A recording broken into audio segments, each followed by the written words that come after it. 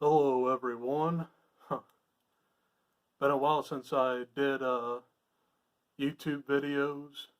On my old channel I used to review movies.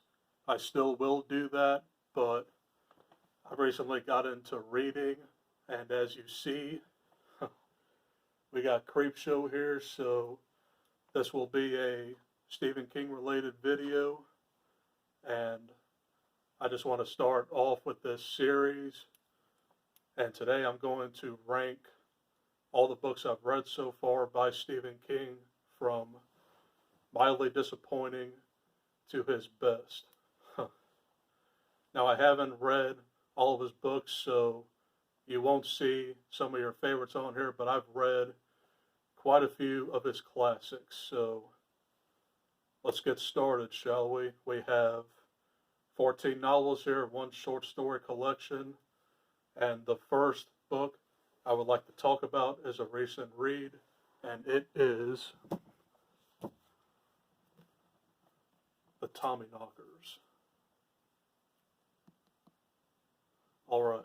The Tommyknockers is a huge book, but it starts off very, very strong in my opinion, but once you get to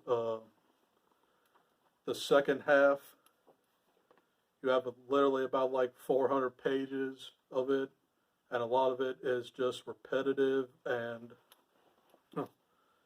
this book is super, super weird. And we all know that it's literally about aliens because it takes place in Haven, and yeah, this is how long book 2 is. And this could be very well shortened, and it's just a weird book, but I'd say my favorite parts that really stand out are Becca Paulson's chapter and the chapter with, oh God, what's her name? Ruth McCausland. Those were like some of the craziest scenes in this book, but I ended up giving The Tommyknockers like a 3 out of 5. It's got some good elements, and it's a good start to sci-fi. So if you really want to slog through an 860 something page, yeah.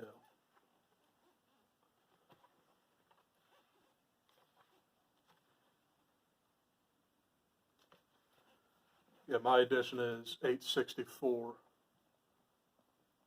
So that's the first book I want to talk about. So moving on, this is obviously number 14, The Tommyknockers. All right. Next on this pile of awesomeness, we have Kuju. All right. Kuju is a significantly shorter book, but this, in my opinion, is way, way better than The Tommyknockers, but it could have been a lot better, in my opinion.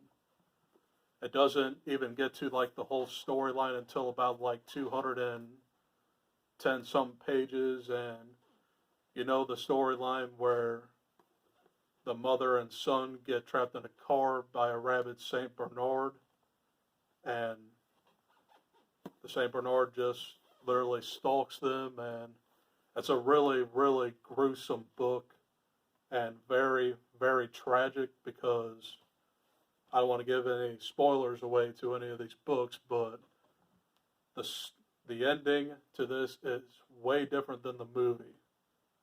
And the ending to this is kind of like a little bit better than the movie, in my opinion. Because the movie went for like the happy ending, but this one went for a very, very sad ending. So we all know the story of Kuju. That is book number 13 of what I read so far. I also gave this 3 stars.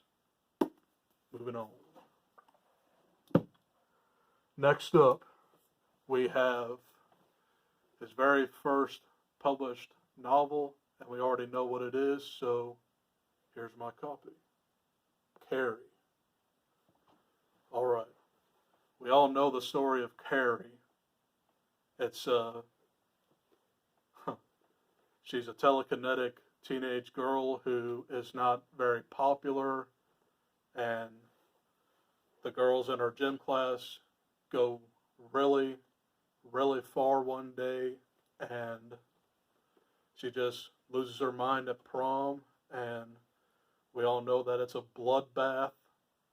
And yeah, this book is very, very gory and very, very tragic to Carrie.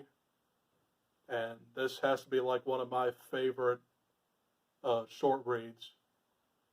It's only about like 200 some pages, and this literally took me 5 days. I devoured this. This is probably like the only King book that I read in about a week. So, Carrie is number 12. Technically, I gave this 5 stars, but it's still a solid novel, but it's not one of my favorites. All right, moving on.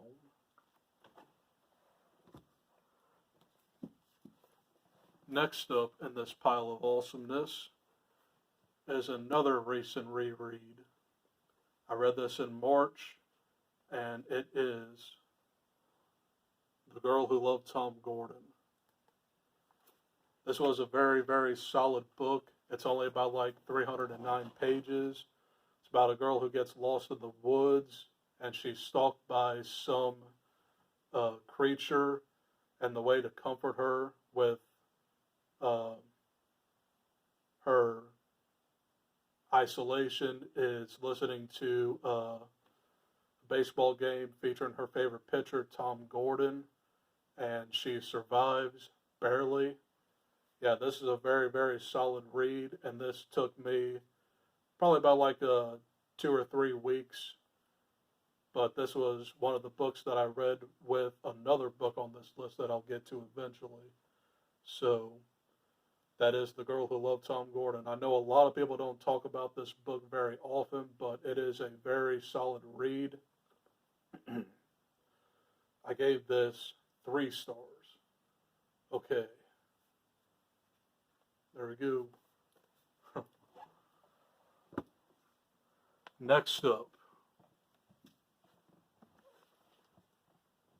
up, we got one of his newest books that I was pretty glad to read, and that is The Institute. Okay, this book is literally about a group of kids who with special powers, and they're locked up in this institute, and there's a lot of bad people there, and people want to kill them. It reminds me of like Stranger Things and a little bit of Firestarter, but this is a very solid book. I was hoping that the shop would end up in this book, but they didn't. But we have the story of Luke Ellis. He's the main character, and he's trying to escape the Institute, which we already know that he does, but things ensue, and you're in for a pretty fun sci-fi thriller mystery novel. So if you haven't yet, check out The Institute. I gave this 4 stars.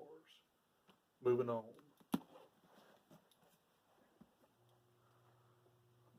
Next up, we have King's latest movie adaptation that came out last November, and it is the sequel to, what shirt am I wearing there, guys? Come play with us. Guys, we got Dr. Sleep. Okay. Like I said, Dr. Sleep is the sequel to The Shining. This was released in 2013. Literally almost 40 years after its predecessor.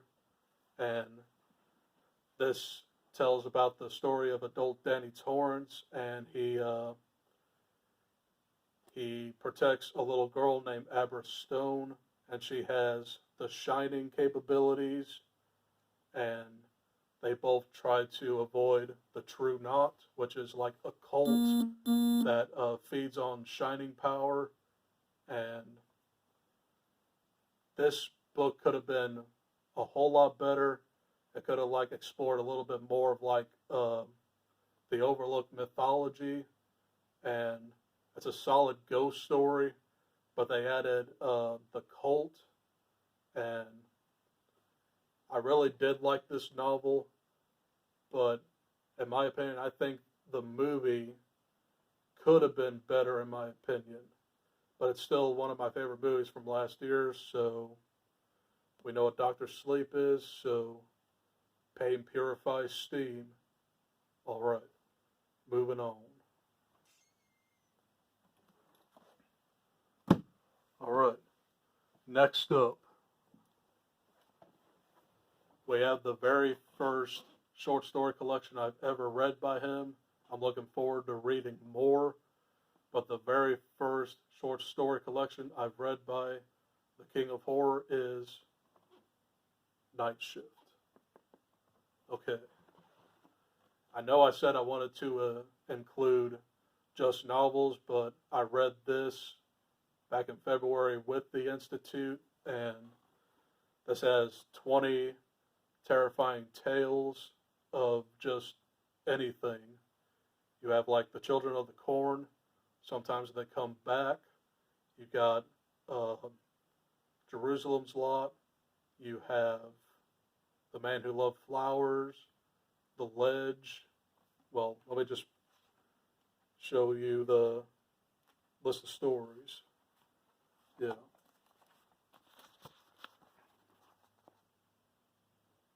I don't know if y'all can see that, but yeah, we start off with Jerusalem's Lot. Then there's Graveyard Shift. And yeah, there are some very, very solid stories in here. So my favorite out of this collection really was Sometimes They Come Back. I felt it was probably the strongest one. But there's Graveyard Shift I really liked. There was The Mangler, which was actually pretty decent. But yeah, I think one day in the near future I might just like rank my stories on Night Shift. Look out for that video soon. Okay, moving on. Oh yeah, I also gave this 4 stars. So moving on. All right. Next up is another book I read in March, and that is Christine. Christine was a very, very, very fun book to read. It was a blast. It was like a nostalgic ghost story about a killer car and a love triangle, and it's got some emotional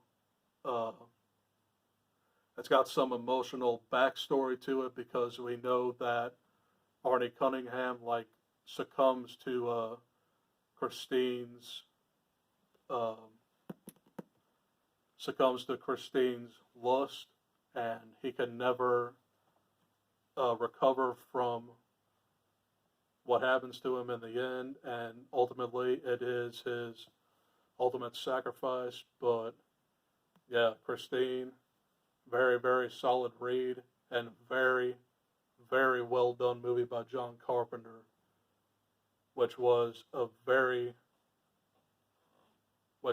Christine came out in 1983, and the book came out in 1983. It was a very, very fast property to adapt. That's very underrated, but yeah, I really enjoyed Christine.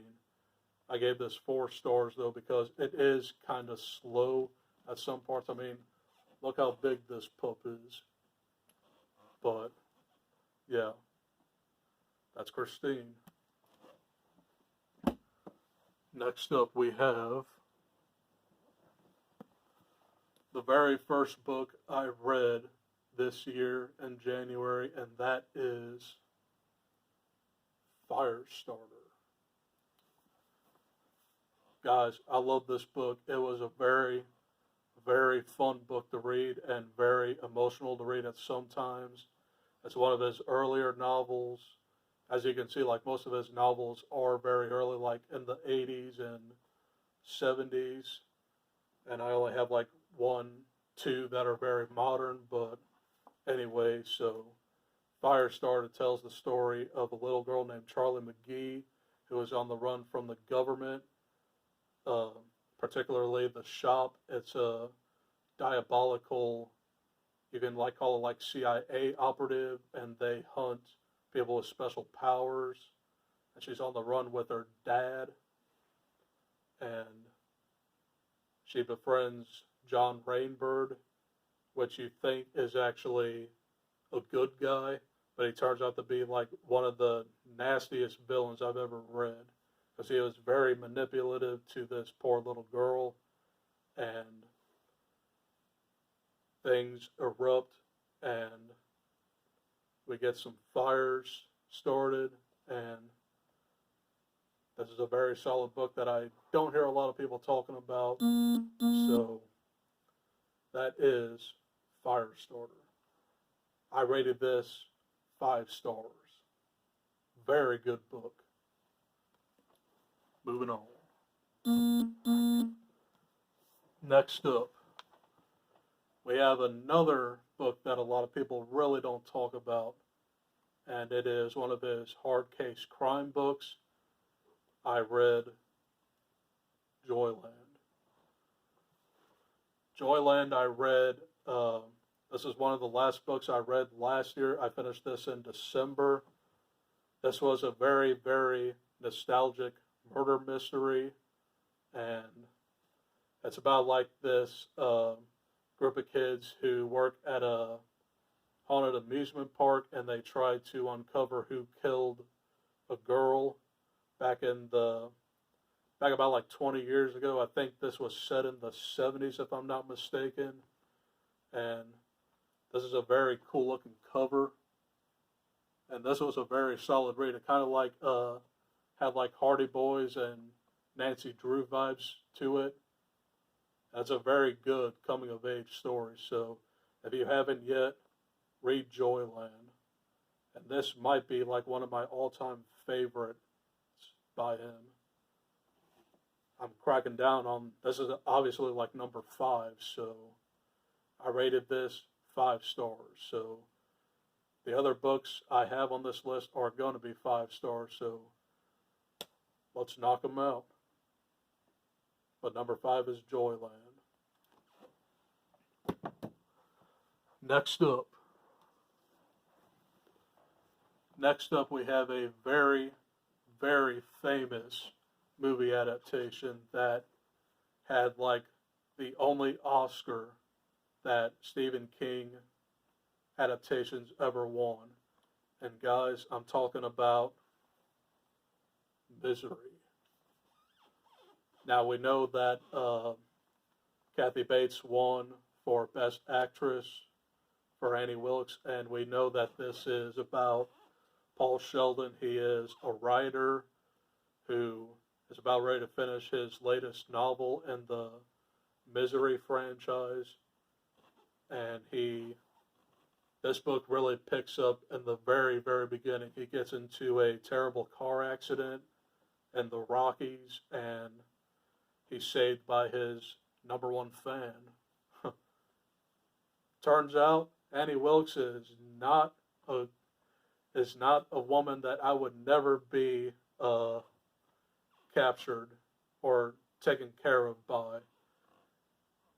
This woman is crazy. And this novel had me on the edge of my seat, and it was very, very good and very, very gory. But the movie, like, kind of like got rid of some of the very gruesome scenes in here. Like we all know, like the sledgehammer scene. Instead, she cuts off both of his feet with an axe.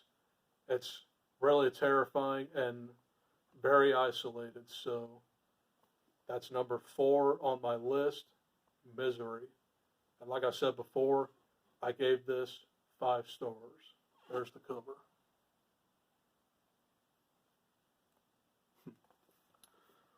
Alright, guys, we're almost there. I'm on to my top three. So, next up we have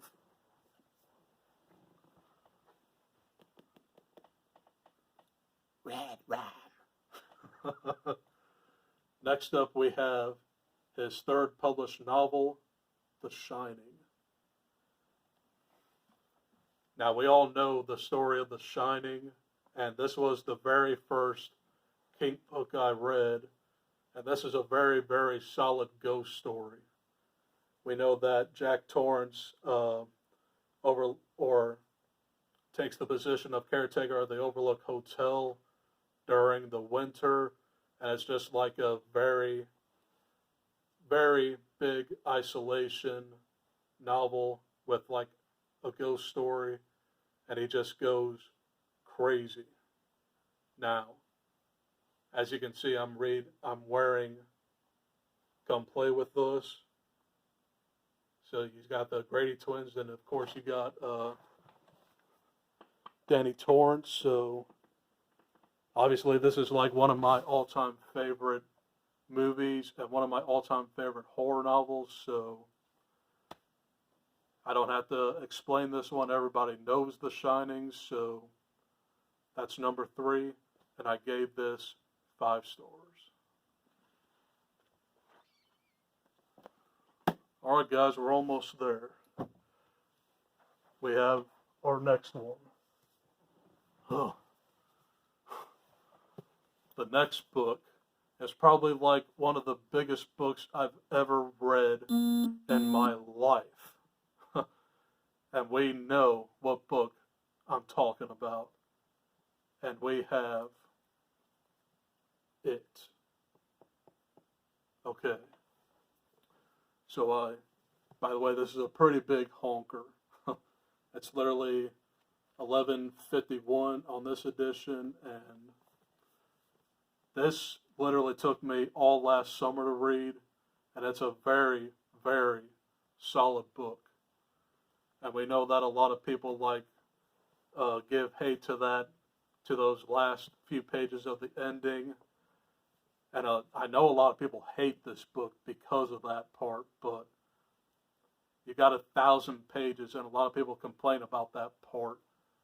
But the other 1,000+ pages are like horror gold. We know that Pennywise is the main villain in here, but you also have Patrick Hockstetter and, of course, Henry Bowers. And these are some nasty, nasty boys. I mean, there's some very, very heartbreaking scenes in this movie, or in this book. But anyway, there's a part in this novel where Henry Bowers kidnaps Mike Hanlon's dog, and he feeds him potato chips, and like literally, oh God, what does he do? I think he ends up stabbing him or shooting him. That's a very, very tough part to get through, but yeah. I'd say my favorite part about this whole novel is like the kids and Pennywise, of course, but we have his massive, massive Odyssey of Terror, and I'm sure everybody has read this, so that's number 2. And I actually gave this 4 stars because it is huge, and it's got some slow parts to it, but you overlook that, and you know that this is a fantastic book. All right, I'm down to my last book. Let's get it. Okay. And my all-time favorite King novel ever written, and this might change for the better, but my favorite novel by Stephen King is Pet Sematary. We all know the story of Pet Sematary. It is an ancient burial ground that has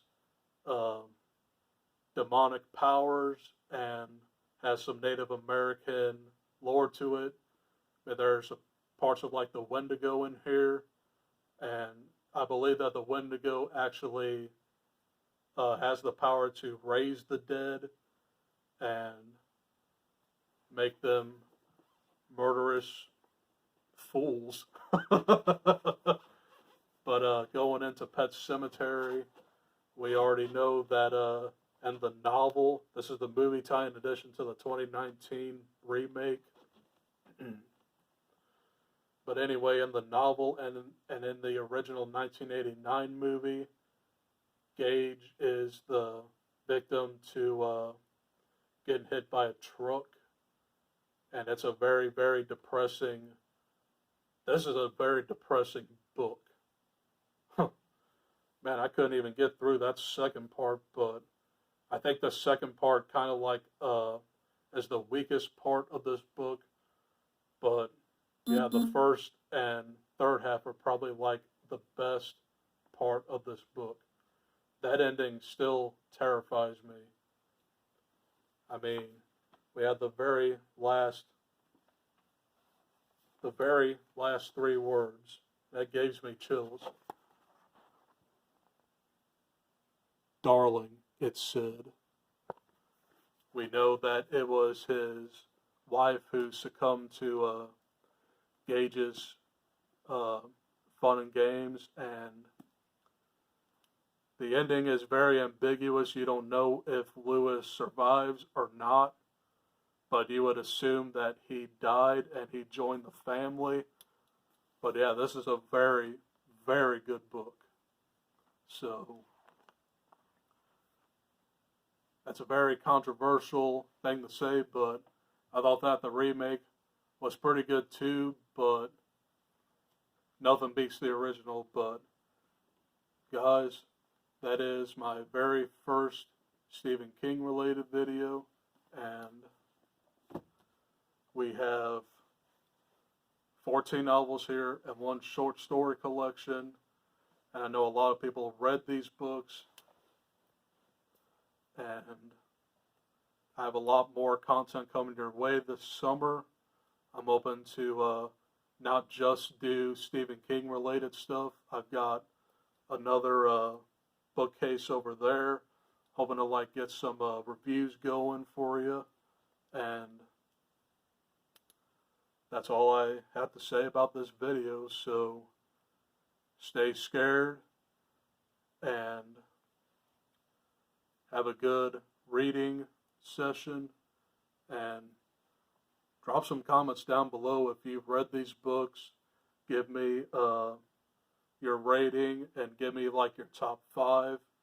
These are only like a fraction of what I have. So yeah, that's all I have to say. Oh, and my next video, once I get my package, hopefully soon today, I will film my updated Stephen King collection, because I've been collecting his books for probably, it was about like the time the movie adaptation to The Dark Tower came out, and that was back in 2017, and I've read quite a few of his novels. So anyway, look out for that second video, and also with my secondary media platform, I will also review some movies, so look out for some of that. Otherwise, guys, I'll see you in my next video.